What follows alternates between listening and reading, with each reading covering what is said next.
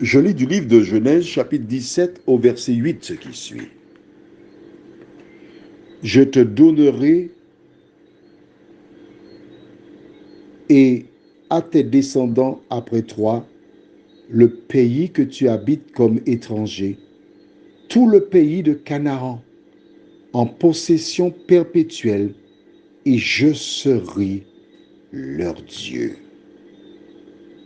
Prions. Seigneur, quelle bonne nouvelle pour nous. En lisant ce verset, aide-nous à comprendre ta méthodologie. Aide-nous à grandir spirituellement. Nous t'en prions au nom de Jésus et pour ta gloire éternelle. Amen. Abraham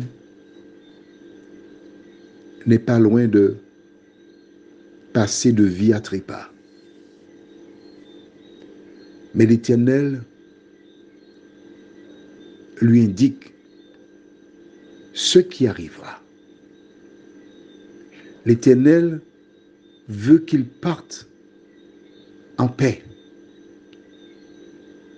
L'Éternel désire qu'il sache qu'il commande la situation.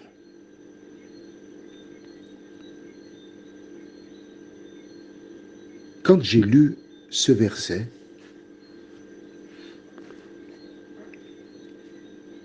ça a été un choc pour moi quand je l'ai compris. Je voudrais le reprendre avec toi. J'espère que tu as ta Bible en main, tu liras avec moi. Je te donnerai et à tes descendants après toi le pays que tu habites comme étranger, tout le pays de Canaan, en possession perpétuelle, et je serai leur Dieu. Tu te rappelles, nous avons lu à plusieurs reprises des versets indiquant que Dieu ne change pas, qu'il n'y a ni changement, ni ombre de variation, qu'il est le même. Or, au verset 8, Dieu dit à Abraham, « Je serai leur Dieu ». Il dit qu'il sera le Dieu de toutes les nations issues d'Abraham. Comment est-ce possible? C'est la question que je me suis posée. Mais au fil des lectures, j'ai appris que ce que Dieu dit, il le réalise en son temps. Comment est-ce possible? Explique-moi. En dehors d'Israël, qui adore Jéhovah, explique-moi pourquoi ceux qui sont autour d'Israël sont musulmans, n'adorent pas Jéhovah. Pourtant, Dieu a dit, je serai leur Dieu. Il a dit à Abraham, je serai leur Dieu.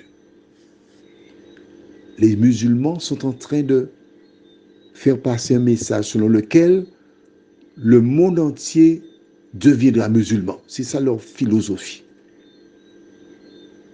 J'ai reçu un WhatsApp où un homme en Grande-Bretagne dit que oui, la Grande-Bretagne, ils seront musulmans. La reine sera musulmane. Or, la Bible dit, Dieu parle, il dit, je serai leur Dieu. Jusqu'à présent, les musulmans n'ont pas accepté Jéhovah. Comment Dieu peut-il dire, je serai leur Dieu? Il le dit parce que c'est Dieu. Il le dit parce qu'il est vérité. Alors quand nous regardons ce qui s'est passé à Paris, et on a à l'esprit l'histoire de Charlie Hebdo, Bataclan, etc. La montée de la violence. Des personnes qui sont tuées par les islamistes. Comment Dieu peut-il dire « Je serai leur Dieu » ? Si tu te poses cette question, je t'invite à te poser une autre question, à savoir, Seigneur, quand réaliseras-tu cette promesse? Parce que nous avons vu Balaam qui a déclaré à Balak, Dieu n'est pas un homme pour mentir, ni un fils d'homme pour se repentir. Il a dit, je serai le Dieu de toutes ces nations autour d'Isaac, Israël, issu d'Abraham. Les anciens diront, depuis que le monde est monde, rien n'a changé. Mais avant le retour de Jésus de Nazareth, cette parole se réalisera. Parce que Dieu n'est pas un homme pour mentir. Cela peut se passer en une semaine, en un mois. L'important pour toi et moi, à partir des différentes références que nous avons lues, nous savons que la parole de Dieu se réalise. L'important pour toi et moi, c'est de savoir où nous en sommes par rapport à la parole de Dieu. Prions. Notre Dieu, notre Père, combien nous te sommes reconnaissants pour la vie, la santé, le privilège de te connaître et de t'avoir pour sauveur et maître. Merci Seigneur pour tes bontés. Merci pour cette promesse que tu as faite à Abraham. Alors que nous ne savons que faire par rapport aux islamistes qui tuent à gauche et à droite, tu nous as donné une promesse depuis le temps d'Abraham en disant que ces personnes seront tes enfants. Aide-nous par notre témoignage, notre vie, à être la lumière du monde. Car c'est la lumière qui un jour enlèvera ces gens des ténèbres. Merci pour ta parole. Merci de nous aider à grandir chaque jour, nous t'en prions. Au nom de Jésus pour ta gloire éternelle. Amen. Je te souhaite une bonne nuit sous le regard de Dieu et que l'Éternel continue de te faire du bien.